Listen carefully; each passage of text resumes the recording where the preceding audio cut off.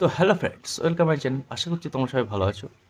তো আজকে যে ভিডিওটা করতে চলেছি সেটা হচ্ছে তোমাদের জয়েনিংয়ের দিন কী কী করতে হবে, কী কী ডকুমেন্টস নিয়ে যাবে, কখন পৌঁছাবে সেখানে, এবং আর তোমরা কী কী ক্যারি করবে সেই বিষয়ে আজকে তোমাদের ভিডিও করছি। যদিও আমি তোমাদের ট্রেনিং সেন্টারে থাকাকালীন যে কী কী তোমাদের অ্যাক্সেসরিজ প্রয়োজন সেগুলো নিয়ে ভিডিও করে দিয়েছি। যারা এখনও দেখোনি অবশ্যই ডিসক্রিপশন বক্সে লিঙ্ক দিয়ে দেবো, তারা একবার দেখে নিই।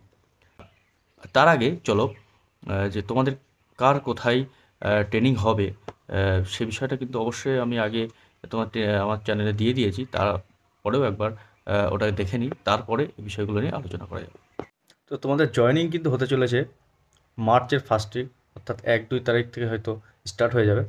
তো আরেকটা কথা, যেটা হয়তো অনেকে সেই ডেটে আসতে পারবে না, তো নো প্রবলেম, তারপরেও অনেকবার ডেট দেওয়া হবে, তো তারপরে সে জয়েন করতে পারো, এই নিয়ে কোনো টেনশন করতে হবে। দেখো, টোটাল 1266 রিক্রুট কনস্টেবলের মধ্যে 1410 কনস্টেবল যে মেল কনস্টেবল, আর 856 যে ফিমেল কনস্টেবল। তো তার মধ্যে দেখো কেপিটিএতে 506 ফিমেল আর 30 মেল, বডিগার্ড লাইনে 350 ফিমেল, বিটি লাইনে 180 মেল। তো এর মধ্যে আর পিটিএস কিন্তু স্ট্যান্ড বাই থাকছে।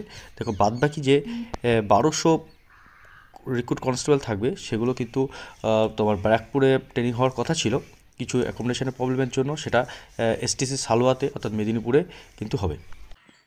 তো ভিডিওটা তোমরা শেষ পর্যন্ত দেখো, যাতে জয়েনিংয়ের দিনকে তোমাদের কোনো প্রবলেম ফেস করতে না হয়।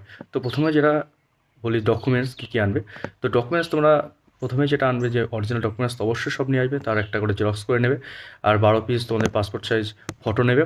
বাবা মা এর আধার কার্ড, প্যান কার্ড আর voter card original with xerox নেবে।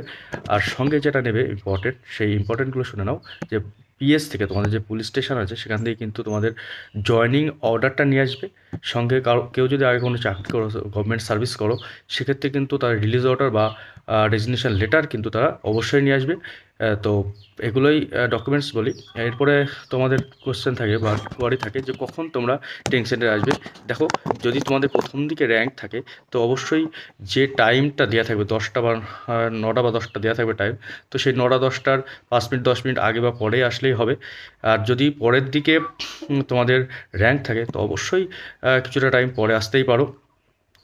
আর যে অনেক আগে আসতে হবে বা অনেক পরে আসতে হবে এরকম কোনো ব্যাপার নেই। অনেকে যেটা করে যে 10টায় টাইম দেওয়া থাকলে সকাল 7টায় এসে বসে থাকে, তো এগুলো করার কোনো প্রয়োজন নেই। তো এটা গেল। তো ফ্যামিলি মেম্বার নিয়ে যদি বলি, ফ্যামিলি মেম্বার কতজন আসতে পারবে, যতজন খুশি ফ্যামিলি মেম্বার আসতে পারবে, কোনো অসুবিধা নেই। কিন্তু তোমরা যতক্ষণ তোমাদের জয়েনিং হয়ে যাওয়ার পরে তোমরা অবশ্যই ব্যারাকে গিয়ে ফ্যামিলি মেম্বারদের সাথে খেতে পারবে। তারপরে কিন্তু ব্যারাকে ফ্যামিলি মেম্বার অ্যালাউ করা হবে না। তো সেই জন্য তখন কিন্তু ফ্যামিলি মেম্বাররা চলে আসবে। আর এরপরে যেটা সঙ্গে নেবে, টাকাটা কিন্তু ভেরি ভেরি ইম্পর্টেন্ট। 6,000 টাকা মিনিমাম নিয়ে যাবে, যেটা তোমাদের মেস 1 মাসের মেস বাবদ চার্জ কাটা হবে। এবং সেই টাকাটা কিন্তু তখনই পেড করতে হয়, সেই জন্য সেটা চেষ্টা করে বাড়ি থেকে নিয়ে যেতে। বাদবাকি কিছু পার্সোনাল ইউজের জন্য কিছু টাকা নিতে পারো, যদিও ওখানে এটিএম আছে, সেই টাকাটা পরে তুলতে পারবে। কিন্তু 6,000 টাকা যেটা খাওয়ার টাকা, সেটা কিন্তু মানে মাসের মিলের টাকা, সেটা কিন্তু তোমরা তখনই তোমাদের পেড করতে তখনই নিয়ে যাবে।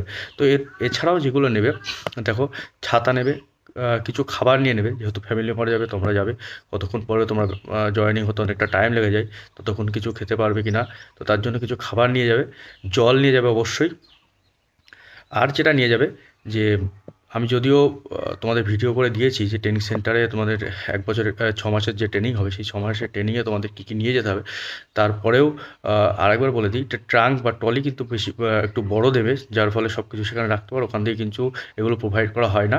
এবং বালিশ কাঁথা, আর যেটা ইম্পর্টেন্ট, যে তোমাদের শোয়ার যে তোষক, সেটা কিন্তু তোমরা অবশ্যই ক্যারি করবে।